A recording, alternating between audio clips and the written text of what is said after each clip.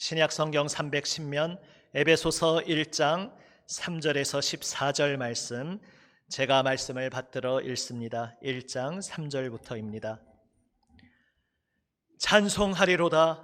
하나님 곧 우리 주 예수 그리스도의 아버지께서 그리스도 안에서 하늘에 속한 모든 신령한 복을 우리에게 주시되 곧 창세전에 그리스도 안에서 우리를 택하사 우리로 사랑 안에서 그 앞에 거룩하고 흠이 없게 하시려고 그 기쁘신 뜻대로 우리를 예정하사 예수 그리스도로 말미암아 자기의 아들들이 되게 하셨으니 이는 그가 사랑하시는 자 안에서 우리에게 거저 주시는 바 그의 은혜의 영광을 찬송하게 하려는 것이라. 우리는 그리스도 안에서 그의 은혜의 풍성함을 따라 그의 피로 말미암아 속량 곧 죄사함을 받았느니라. 이는 그가 모든 지혜와 총명을 우리에게 넘치게 하사 그 뜻의 비밀을 우리에게 알리신 것이요 그의 기뻐하심을 따라 그리스도 안에서 때가 찬 경륜을 위하여 예정하신 것이니 하늘에 있는 것이나 땅에 있는 것이 다 그리스도 안에서 통일되게 하려 하심이라. 모든 일을 그의 뜻의 결정대로 일하시는 이의 계획을 따라 우리가 예정을 입어 그 안에서 기업이 되었으니 이는 우리가 그리스도 안에서 전부터 바라던 그의 영광의 찬송이 되게 하려 하심이라. 그 안에서 너희도 진리의 말씀 곧 너희의 구원의 복음을 듣고 그 안에서 또한 믿어 약속의 성령으로 인치심을 받았으니 이는 우리 기업의 보증이 되사 그 얻으신 것을 속량하시고 그의 영광을 찬송하게 하려 하심이라. 아멘. 할렐루야. 아멘. 우리의 생명 되시는 주님 은혜 안에서 우리의 모든 삶의 다양한 상황 또 때로 분주하고 때로 어려운 모든 시간들 속에서도 은혜로 붙드시고 인도하시는 주님의 그 놀라우신 능력으로 일어나 영광 돌리는 모두가 되시기를 주님의 이름으로 축복합니다. 아멘. 오늘 에베소서 본문 말씀은 에베소서 서신을 시작하며 그 모든 이야기를 여는 그러한 본문입니다. 그리고 이것은 사도의 주님을 향한 감격적인 찬양으로 가득 차 있습니다. 몇 번 말씀드린 대로 오늘 본문 3절에서 14절까지는 통으로 한 문장입니다. 그러니까 이 헬라어 원어가 중간에 마침표 찍히는 것 하나 없이 계속해서 꼬리에 꼬리를 물고 이어지는, 그러니까 영어로 빗대어서 말하자면 관계대명사라는 것이 있어서 어떤 말이 있는데 그 뒤에 또 꼬리가 붙고 꼬리가 붙어서 계속 수식어가 붙지 않습니까? 그런 영어 구조와 헬라어도 비슷합니다. 사실 헬라어가 더 조상이고 뿌리죠. 그래서 오늘 놀랍게도 이 3절에서 14절까지 이 긴 내용이 통으로 한 문장으로 되어 있습니다. 한 문장으로 되어 있다는 것이 무엇을 의미합니까? 사도가 감격에 겨워서 주님을 찬양하는 데 있어서 쉼 없이 빠르게 바쁘게 계속해서 말을 멈추지 않고 주님 향한 감격의 그 은혜를 향한 감격의 찬양을 쉬지 않고 계속 고백하고 있다는 것입니다. 이 감격의 고백 속에 성부, 성자, 성령, 성삼위일체 하나님의 찬양이 가득 차 있습니다. 성부, 성자, 성령 하나님께서 우리의 구원을 위해 합동으로 합력하여 모든 것을 처음부터 끝까지 하나님의 그 은혜로 이루셨음을 오늘 사도는 찬양하며 고백하고 있습니다. 먼저 성부 하나님께서는 우리를 택하셨다 말씀하십니다. 그리고 성자 하나님께서는 우리를 위해 인간으로 오셔서 피 흘리심으로 우리의 죄를 사하시고 우리를 속량하셨다 말씀하고 있습니다. 그리고 성령 하나님은 그렇게 하나님께서 이루신 그 구원을 우리에게 인쳐주시는 친히 도장인이 되어주시고 그 모든 구원의 보증금이 되어주신다 말씀하고 있습니다. 이것을 이제 하나하나 차례차례 보겠습니다. 먼저 성부 하나님께서는 창세전에 이 세상을 창조하시기도 전에 먼저 우리를 택하셨다 말씀하고 있습니다. 그리스도 안에서 우리가 태어나기도 전에, 우리가 존재하기도 전에 우리를 택하셨는데 이 택하심도 그리스도 안에서 이루어진 일입니다.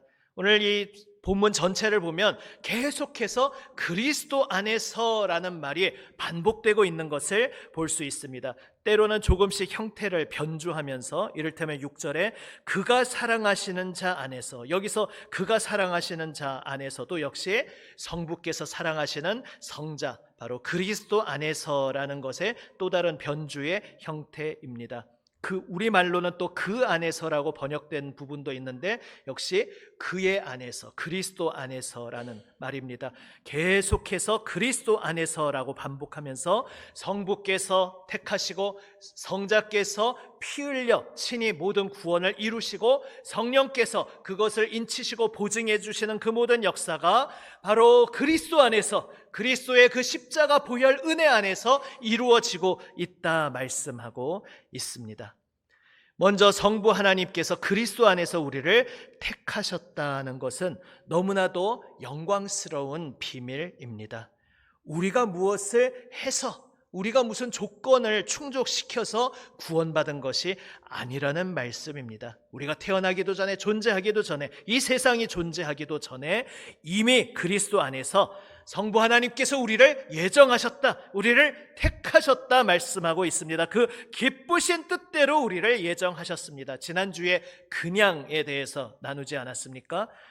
우리를 사랑하신 이유가 따로 없습니다. 그 사랑 자체가 이유인 것입니다. 우리를 택하신 것에 대한 이유가 없습니다. 그냥 하나님께서 택하시기를 기뻐하셨기에, 거저 은혜를 베풀어 주시기를 원하시고 정하셨기에 우리를 사랑하시고 우리에게 은혜를 베풀어 주시고 우리를 택하여 주셨다 말씀하고 있습니다. 그리고 택하신 그 목적지는 그 앞에서 거룩하고 흠이 없게 하시려고 라고 4절 후반부에서 말씀하고 있습니다. 그 앞에 거룩하고 흠이 없게 하시려고. 이것은 이제 조금씩 다른 형태로 뒤의 내용으로 계속 이어집니다. 결국 우리를 구원하신다는 것은 아버지 하나님 앞에 거룩하고 흠이 없게 서게 되는 것인데, 다르게 말하면 5절 후반부의 말씀처럼 자기의 아들들이 되게 하셨다는 것입니다. 하나님의 자녀 되게 하셨다는 것입니다. 아버지 하나님 앞에 거룩하고 흠 없는 자녀로 설 수 있게 하시려고 하나님께서 우리가 존재하기도 전에 그것을 우리를 향하여 뜻을 정하시고 너를 나의 자녀 삼겠다, 내 앞에 아무 흠도 없고 티도 없는 거룩한 온전한 자녀로 내 앞에 세우겠다, 그 목적지를 정하시고 뜻을 정하시고 거저 주시는 은혜로 우리를 그분의 자녀로 택하셨다 말씀하고 있습니다. 이것이 우리에게 어떤 의미가 됩니까? 우리가 교만할 것이 아무것도 없다는 것입니다. 오직 겸손히 우리를 위하여 은혜 베푸신 그 은혜 앞에서 저를 왜 택해 주셨는지 제가 다 알 수가 없습니다. 왜 저를 사랑해 주셨는지 알 수 없습니다. 다만 제가 아는 것은 하나님께서 저를 택하여 주셨고 저를 사랑해 주시고 저에게 은혜 베풀어 주셨다는 그저 이것만 제가 알고 있습니다. 그래서 저는 주님께 감사합니다라고 고백하게 됩니다. 우리가 살아가면서 내가 했다라고 생각할 때 교만하게 됩니다. 그리고 내가 한 것과 달리 다른 사람은 하지 않았다고 생각되면서 하지 않았다고 생각하는 사람을 멸시하고 낮추어 봅니다. 그를 정죄하곤 합니다. 하지만 하나님이 거저 주시는 은혜로 나를 택하셨다는 것을 우리가 깨달을 때에 우리는 교만할 수 없습니다. 그저 겸손함으로 주님 앞에 감사의 고백으로 엎드리게 됩니다. 감사로 이어지게 됩니다. 감사의 반대 불평입니다. 우리가 하나님의 거저 주시는 은혜로 내가 택함 받았음을 알게 될 때에 지금 나의 삶의 자리에 어떤 고난과 어떤 이해할 수 없는 어려운 일들이 닥쳐올지라도 내가 하나님의 먼저 택하신 은혜를 알고 있다면 감사할 수밖에 없습니다. 마치 그 이스라엘 출애굽해서 광야를 걷고 있을 때에 다른 모든 백성들이 불평하고 원망할 때에 갈렙과 여호수아는 감사하며 그 길을 걸어갈 수 있었습니다. 왜냐하면 지금 우리가 걸어가고 있는 광야의 이 메마른 길, 황량한 길, 고난과 고통이 가득한 이 길은 하나님께서 우리를 그분의 백성 삼아 주시기를 기뻐하시고, 그래서 하나님께서 전적으로 우리에게 다가와 주셔서 우리를 짓누르던 거짓 권세들을 다 물리쳐 주시고 우리를 이제 거기서 꺼내 주셔서 저 약속의 땅으로 이끌고 가고 계신 길이기에, 그것을 기억하기에, 그 은혜를 알기에 감사할 수 있었던 것입니다. 우리가 예수님의 구원받은 백성, 성도, 그리스도인이라는 것은 무엇을 의미합니까? 우리가 내가 존재하기도 전에 무조건적으로 주시는 하나님의 사랑을 입은, 하나님의 자녀 되도록 부름받은 하나님의 사랑을 입은 존재라는 사실입니다. 그 놀라우신 하나님의 택하신 은혜와 사랑 앞에서 감사하고 겸손히 주님 앞에 엎드리는 우리 모두가 되시기를 바랍니다. 우리가 구원받았다는 것은 또한 성자 하나님께서 우리를 위하여 육신으로, 인간으로 오셔서 우리를 위하여 피 흘리시고 우리 죄를 다 씻어주시고 구원해 주셨다는 의미입니다. 7절 말씀의 고백과 같습니다. 7절 후반부에 그의 피로 말미암아, 피 흘리심이 있었기에 우리 죄가 씻음받을 수 있었습니다. 사람이 죄가 무엇인지, 하나님과 인간의 관계가 애초에 어떤 것인지 이해하지 못할 때에 죄에 대해서, 용서에 대해서, 죄사함에 대해서 오해하곤 합니다. 그냥 하나님이 통 크게 까짓것 용서한다 이렇게 하시면 되는 것으로 착각하곤 합니다. 하지만 피 흘림이 있어야 했습니다.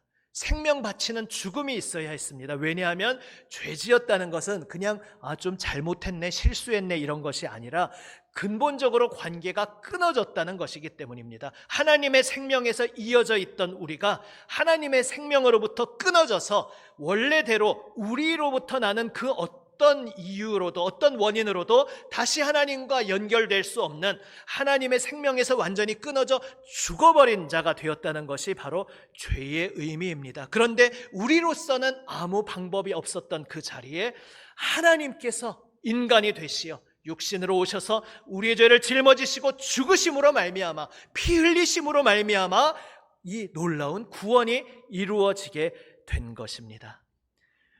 우리는 그 놀라운 구원을 받았습니다. 그분의 생명 바치시는 사랑으로, 은혜로 구원을 받았습니다. 그런데 거기에서 이어지는 놀라운 고백이 오늘 본문에 있습니다. 우리가 그렇게 속량 죄사함을 받았는데 그 죄사함 받고 속량되었다는 것이 무엇을 의미하는가? 바로 10절 말씀과 같습니다. 하늘에 있는 것이나 땅에 있는 것이 다 그리스도 안에서, 또 그리스도 안에서가 나오죠. 그리스도 안에서 통일되게 하려 하심이라. 아멘. 통일을 위해서 우리를 구원하신 것입니다. 아니, 구원 자체가 의미가 그리스도 안에서 통일되었다는 의미입니다. 통일이 무엇입니까? 좀 썰렁한 비유지만은 우리가 식당에 가서 오늘은 메뉴를 짜장면으로 통일합시다라고 할 때 우리가 통일이라는 단어를 씁니다.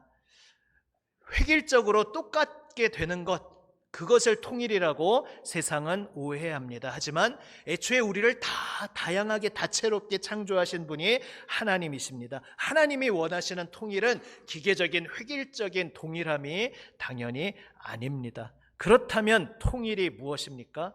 통일은 그리스도 안에서 통일됨, 다시 말해 그리스도께서 다스리시는 그 주권 아래 들어가는 것을 의미합니다. 애초에 왜 통일이 깨어졌는지를 우리가 생각해 보면 이 의미를 알 수 있습니다.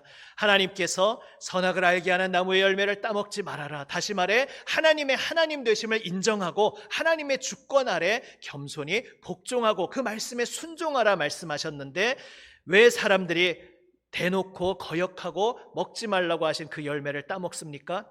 따먹으면 죽는다 말씀하셨는데 하나님을 거짓말쟁이로 여긴 것입니다.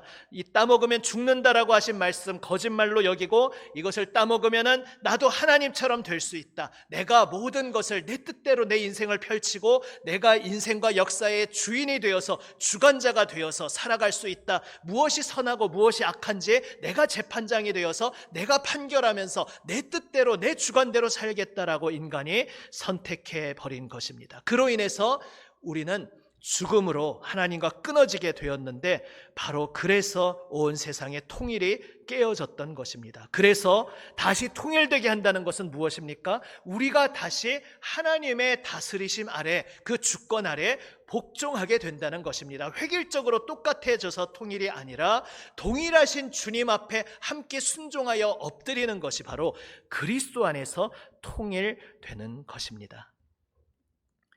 이 세상은 어떻게 해서든지 분리하고 구분합니다. 왜냐하면 그렇게 분리함으로써 그 바깥으로 나간 자들이 아닌 우리끼리, 나와 공통점을 가지고 있는 사람들과 편먹기 위해서, 그래서 내 편을 하나라도 만들기 위해서 내 편과 다른 남을 구분하고 내치곤 합니다. 하지만 그렇게 죄악으로 갈라지고 깨어진 모든 이들이 동일하신 주님 앞에 엎드릴 때에, 주님께서 창조하신 그 다양성은 우리가 여전히 유지하면서도 함께 한 분 하나님 앞에 복종하고 순종하고 신뢰하고 엎드림으로 인해서 그리스도 안에서 다시 모두가 그리스도 앞에 무릎 꿇고 엎드리게 되는, 경배하게 되는, 하나님께 감사하고 영광 돌리게 되는 그 새 날을 허락하시겠다 말씀하십니다. 이것이 구원의 의미입니다. 이것을 우리가 적용해 볼 때 우리가 구원받은 자로서 어떻게 살아야 하는지 다시 한번 정말 두렵고 떨림으로 생각하게 됩니다. 어린 자녀들을 키우면서 아마 그런 경험들을 한 번씩 해보실 것입니다. 형제들끼리 다툼이 일어나서 싸우는데 이제 부모님이 와서 그만 싸워라, 멈춰라 하고 이제 서로 잘잘못을 가리고 이제 꾸중을 할 것을 하고 이렇게 하시려고 관계를 바로 잡으려고 하시는데, 이 어린 자녀들이 서로 싸우는 것에 너무 몰입을 해가지고 부모님 소리도 안 들리고 계속해서 자기 말만 하면서 티격태격 주고받고 싸우는 그런 멈추지 않는 일들을 어쩌면 한 번씩 경험해 보셨을지 모르겠습니다. 그럴 때에 그 자녀들은 앞에 서 있는 부모도 안중에 없는 거죠. 부모의 권위, 부모를 경외함, 부모를 어려워함이 없이 그냥 지금 내가 속상한 거, 내가 화나게 된 거, 내가 따지고 싶은 거 따지는 데에 골몰해 있는 것입니다. 우리가 하나님과 단절된 이 죄악의 세상을 살아갈 때에 바로 그렇게 살아왔습니다. 세상 살다 보면 서로 입장이 다르다 보니까 다툼이 일어나고 분쟁이 일어나곤 합니다. 그런데 우리가 하나님을 알지 못할 때는 내 감정의 주인이 나라고 생각하고, 이 시시비비를 가리는 주체도 나라고 생각하고, 주인이 없으니까, 내가 주인이니까 각자 주인이 되어서, 내가 화났으니까 내가 화나는 게 당연하고, 내가 무언가 어떤 사람 때문에 심사가 뒤틀렸으면 내 그 심사 뒤틀린 것을 다 표현하고 쏟아내고, 그래서 무언가 사이가 틀어진 사람에 대해서 내가 팩 등 돌리고 뒤돌아 가버리는 그런 것이 다 내 권리고, 내가 화났으니까, 내가 저 사람 때문에 속상하니까, 기분 나쁘니까 내가 당연히 내가 주인으로 할 수 있는 일이라고 생각하며 살았습니다. 하나님을 알지 못할 때 우리 인생이 그랬다는 것입니다. 그러나 이제 우리가 하나님을 주인으로 모시는 구원의 삶에 다시 들어오게 되었습니다. 그리스도 앞에, 그분 앞에 경외함으로 그 말씀 앞에 복종하며 엎드리는 자리에 오게 되었습니다. 그렇다면 우리가 하나님이 내 앞에 계심을 의식하고 하나님을 두려워하는 삶을 살아야 합니다. 우리가 예수님 믿는다고 하면서, 하나님 믿는다고 하면서 나의 삶에서 어떤 다툼이 일어났을 때 그것 자체에만 몰두해서 내가 분하니까, 내가 화가 났으니까, 내가 심사가 뒤틀렸으니까, 내가 저 사람 때문에 분노했으니까 그것에 대해 내가 표현할 것 다 표현하고, 내가 할 말 안 할 말 다 섞어서 말로 다 표현하고 쏟아내는 이러한 행동을 계속 이어간다면 그것은 무엇을 의미하는 겁니까? 지금 내 앞에 서 계신 나의 부모님, 나의 하나님을 나는 두려워하지 않는다는 이야기인 것입니다. 하나님이 내 삶의 주인이 아니고 내 감정과 이 모든 상황, 내가 재판장이 되고 내가 주인이 되어서 내 맘대로 반응하고 행동하겠다고 마치 선악을 알게 하는 나무의 열매를 따먹었던 것처럼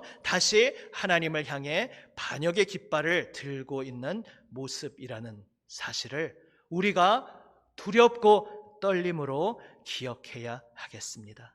우리가 예수 믿는다는 것은 어떠한 자리에 온 것입니까? 이제 모든 상황도, 때로는 입장이 다름으로 다툼이 일어나는 상황도, 그래서 내 마음이 상하거나 불편하게 된 상황도 다 주인 되시는 주님, 재판장 되시는 주님 앞에서 벌어진 일이고, 그분 앞에 모든 것을 맡기고 아뢰며 내가 무엇을 때로는 표현해야 될 필요도 있을 수 있습니다. 쏟아내고 찌르는 것이 아니라 그냥 내 솔직한 심정을 표현해야 될 때도 있을 수 있습니다. 표현하지 않는 것이 좋을 때도 있습니다. 그 모든 주권 자체를 주님 손에 맡기고 주님 앞에 엎드리는 것이 바로 그리스도 안에서 통일된 구원의 삶에 들어온 우리 성도의 모습인 것입니다. 이제 우리가 서로 맞부딪히고 주고받는 우리의 모든 관계가 우리의 주인 되시는 주님 앞에서 벌어지고 있는 관계라는 사실을 기억하며 살아가는 우리 모두가 되기를 원합니다. 특히나 우리 교회 공동체 안에서 안타깝게도 다툼이 일어나고 언성이 높아지고 할 때에 이제 제가 이 말씀을 드렸으니까 이 내용을 제가 직접 언급했다는 것만으로도 우리가 좀 더 조심하면 좋겠습니다. 우리가 어떤 모였는데 거기서 대놓고 서로 티격태격 언쟁을 주고받는다. 그것은 지금 내 앞에 계시는 하나님 앞에 하나님께 내가 손가락으로 삿대질하고 있는 행동과 다를 바 없다는 정말로 엄중하게 두렵고 떨림으로 생각하기 원합니다. 이것을 우리가 기억할 때에 교회에서 때로 입장이 달라서 마음이 상하는 일은 어쩔 수 없이 예수님 다시 오실 때까지 일어납니다. 문제는 상하게 되었는데 그것으로 인해서 그 다음 내가 어떻게 반응하느냐 하는 것입니다. 내 속에 상한 것이 나의 오해로 인한 것일 수 있습니다. 저 사람은 그런 의도로 한 것이 아닌데 그냥 내가 그걸 오해해서 받아들였을 수도 있는데 그것을 확인하기도 전에 성급하게 그냥 내가 받아들인 그것이 진리인 양 그것을 그 사람에게 쏟아붓고 또 다른 사람에게 쏟아붓는다면 그것이 공동체를 어지럽게 만듭니다. 우리가 주님의 구원받은 백성으로 함께 그리스도 품 안에 있는 교회임을 진정으로 고백한다면 우리의 모든 관계에 있어서 때로는 다른 입장으로 때로는 상하고 때로는 아픈 마음이 있을지라도 그래서 그리스도 앞에서 내가 어떻게 반응할 것인가 주님 앞에 두렵고 떨림으로 또한 나의 죄를 온전히 씻어주시고 이제는 죄와 관계없는 사랑의 빛의 삶을 살라고 십자가 피 묻은 손으로 나를 끌어안아주고 계시는 그 예수님 앞에 안겨있는 자로서 어떻게 반응해야 할지 주님 앞에 온전히 겸손히 엎드리는 우리 모두가 되시기를 주님의 이름으로 축복합니다. 마지막 세 번째로 우리가 구원받았다는 것은 성령님께서 우리의 인이 되어주시고 보증금이 되어주신다는 것입니다. 약속의 성령으로 인치심을 받았으니 13절에서 말씀하고 있습니다. 여기서 인쳐주신다는 것은 주인이 자기 소유물에 주인의 그 낙인을 인을 쳐준다는 의미입니다. 바로 하나님께서 우리를 구원하시고 창세전에 이미 택하셨고 이제 우리를 위하여 우리가 무엇을 치를 대가 하나도 없이 우리가 할 수도 없었기에 하나님께서 인간으로 모든 100% 값을 다 치러주시고 구원을 이루셨는데 그 완성하신 구원을 나의 것이라고 온전히 하나님께서 우리를 향하여 너는 내 것이다, 너는 이제 나의 소유물이다, 우리에게 도장을 찍어주셨다는 사실입니다. 여러분, 하나님의 도장을 받으셨습니까? 어디에 받으셨습니까? 어느 자리에 하나님의 낙인이 찍혀 있습니까? 왜 소의 그 주인이 그런 서부 영화 같은 곳에 보면은 그 우리 목장의 소다라고 그 목장 특유의 낙인을 찍지 않습니까? 우리 몸 어디에 불도장 낙인이 찍혀 있으십니까? 우리를 인쳐주신 것은 불도장으로 낙인을 찍어주신 것이 아니라 바로 오늘 본문 말씀처럼 성령으로 인쳐주셨다. 우리에게 성령을 주셨다는 것이, 우리가 예수님 믿을 때에 성령께서 우리에게 찾아와 주시고, 그래서 우리 안에 성령께서 함께 거하고 계시다는 사실이, 하나님께서 우리를 향하여 너는 내 것이라 라고 낙인을 찍어주시고 도장을 찍어주셨다는 의미라고 오늘 본문이 놀랍게도 말씀하고 있습니다. 그것을 그 다음 본문에서는 또 이렇게 표현하고 있습니다. 우리 기업의 보증이 되사. 이것도 몇 번 말씀드린 대로 보증금이라는 단어입니다. 계약을 맺을 때 보증금을 걸면은 아직 더 지불해야 할 돈이 남아있음에도 불구하고 이미 그 계약을 맺어서 내가 구매한 물건이 나의 것이 되고, 이를테면 자동차라든지 첫 번째 불입금을 넣고 아직 할부로 다 넣어야 되지만은 자동차를 받아서 내가 운전하며 다니게 됩니다. 장차 오실 예수 그리스도 재림 앞에서 이제 우리의 구원의 완성의 날을 우리는 보겠지만, 그 완성의 날이 이미 너의 것이다 라고 말씀하시며 보증금을 주셨다는 것입니다. 사실은 계약 관계에서 우리가 보증금을 드렸어야 될 것 같은데, 구원은 처음부터 끝까지 전적으로 오직 하나님께서 홀로 이루시는 것이기에 보증금도 하나님께서 지불해 주셨다는 것입니다. 하나님께서 보증금을 친히 걸어두시고, 이 보증금이 걸려 있으니 이 계약은 절대 파기되지 않는다, 이 구원은 절대 취소되지 않는다, 너와 나의 이 아버지와 자녀의 관계는 결코 철회될 수 없다, 내가 보증금을 친히 걸었기에 결코 취소하지 않겠다, 우리에게 확실하게 약속해 주셨다는 것입니다. 그리고 그 보증금이 무엇입니까? 여러분 통장에 보증금 들어와 있습니까? 바로 그 보증금 역시 성령이시라 말씀하고 있는 것입니다. 우리에게 보내주신 성령이 우리 안에 거하신다는 자체가, 하나님께서 이 구원의 언약을 결코 파기하지 않겠다고 우리에게 보증금으로 성령을 보내주셨다, 하나님이신 성령님이 우리 속에 보증금으로 친히 찾아와 계시다라고 말씀하고 있는 것입니다. 결국 이것을 한마디로 구원이 어떠한 것이라 표현할 수 있습니까? 하나님께서 여러분을 향하여, 바로 여러분 나 자신을 향하여 너는 내 것이다, 너는 내 거다, 하나님께서 찜하시고 여러분을 택하셨다는 의미입니다. 우리는 주님의 것입니다. 주님께서 창세전에 택하시고 그 피값을 치르셔서 모든 것을 완성하시고 보증금까지 불안해하지 않도록 확실한 보증의 약속으로 자기 자신을 보증금으로 걸어주시며 처음부터 끝까지 주님께서 우리의 구원을 이루어 주신다는 것을 오늘 다시 한번 기억하시기를 바랍니다. 그 주님의 십자가 보혈 은혜 안에서 우리는 장차 다시 오실 주님께서 새하늘 새 땅으로 온전히 완성하실 그날을 기다리며 이 걸음을 걸어갑니다.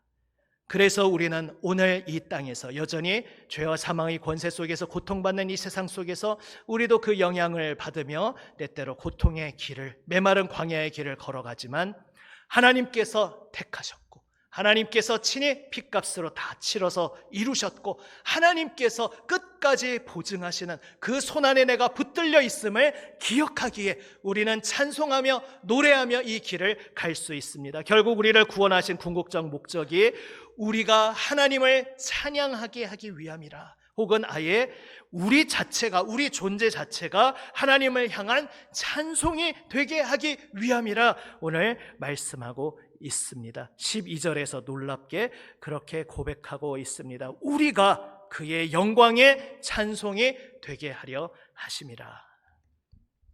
우리는 얼마나 놀라운 존재입니까? 바로 여러분 한 분 한 분의 이름을 하나님께서 창세전에 부르시며 그리스도 안에서 택하여 주신 존재입니다. 바로 여러분, 나 한 사람을 위하여 예수님께서 인간으로 오셔서 나의 죄를 대신 짊어지시고 생명 내어주시고 피 흘리실 만큼 그토록 나를 위해 모든 것을 베풀어 주신 그러한 놀라운 존재가 바로 여러분 자신입니다. 끝까지 보증하시며 이 목적지에 도착할 때까지 포기하지 않으시고, 우리는 연약하여 때때로 넘어질지라도 포기하지 않으시고 끝까지 신실함으로 나를 붙잡고 이끌고 가시겠다고 그 하나님의 변치 않는 손길에 붙들려 있는 것이 바로 여러분 놀라운 존재입니다. 이것을 다시 한번 기억하며 우리의 모든 삶 속에서 주님, 나의 구원, 나의 이 모든 생명이 처음부터 끝까지 오직 주님 손안에 붙들려 있으니 저는 그저 주님께 감사할 것밖에 없습니다. 주님을 노래하며 기쁨으로 주님과 함께 이 길을 인내로 소망 중에 걸어가겠습니다. 고백하게 됩니다. 이 믿음의 고백으로 날마다 주님을 찬송하며 걸어가는 우리 모두가 되시기를 우리 주님의 이름으로 축복합니다. 아멘. 기도하시겠습니다. 살아계신 아버지 하나님, 성부 하나님께서 우리를 창세전에 그리스도 안에서 택하시고 성자 하나님께서 우리를 위하여 인간으로 오시어 피 흘려 우리의 죄를 다 씻어주시고 다시 그리스도의 주님 되심 앞에 엎드리게 하여 주시어 이제 그 영원한 구원 끝까지 포기하지 않으시고 사랑의 손길로 붙들어 주시며 성령님 저희를 이끌어 주시니 주여 성삼위일체 하나님의 놀라우신 구원의 은혜에 감사드립니다. 주님, 이 구원의 은혜를 저희가 날마다 더 깊이 실감하게 하여 주시옵소서. 아버지, 깨달아 알게 하여 주시옵소서. 주님, 실감하며 주님께 넘치는 감사의 고백으로 감격으로 주님 앞에 엎드려 주님을 노래하며 주님과 함께 이 소망의 길을 끝까지 걸어가게 하여 주시옵소서. 살아계신 우리 구주 예수 그리스도의 이름으로 기도드립니다. 아멘.